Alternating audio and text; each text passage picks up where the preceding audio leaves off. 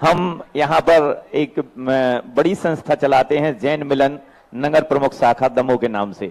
भगवान, हमारे मन में यह जिज्ञासा है कि दान के अधिकारी केवल 3 ही पात्र बताए हैं। ऐसा मुनीश व्रतनाथ भगवान के पूर्व भाव में पात्र का भेद किए बिना ही किमेच्छिक दान दिया था, परंतु परिणाम स्वरूप वह नरक गति को गए। महाराज, हमारा यह प्रश्न है कि धर्म की प्रभावना के लिए हम आज समाज को इक्षु रस वितरण, भोजन वितरण, स्वास्थ्य पर नकली हाथ पांव लगाने का शिविर और मेडिकल इंस्ट्रूमेंट आदि का वितरण भी कोरोना काल में हम लोगों ने किया। वर्तमान में नेत्र शिविर आदि भी सहयोग की भावना से लगाते। कहीं यह गलत तो नहीं कर रहे? हम सभी से भगवान यह जिज्ञासा है कि पूरे देश के सामाजिक संगठनों के लिए उन सभी का प्रतिनिधित्व करने वाले गुरुदेव हम भी जिज्ञासा से हमें मुक्त करें, ऐसी हमारी जिज्ञासा है।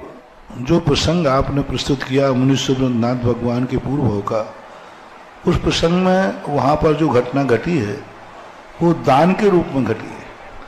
उनने कुपात्र को पात्र मान के दान दिया था, इसलिए उनके लिए मिथ्यात्व का बंध होगा, दुर्गति की स्थिति बनाई।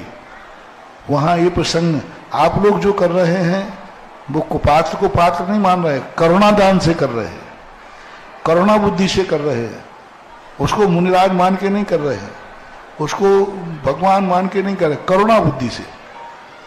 करुणा बुद्धि से यदि हम कौए को भी भोजन कराते हैं तो वह दोष में नहीं आएगा, लेकिन उसी कौआ को यदि हम अपने पुरखा मान के खिलाते हैं तो पुरखा मान के खिलाते हैं तो फिर अलग बात बन जाएगी, और उसी कौए को भूखा मान के खिलाते हैं तो कोई बाधा नहीं।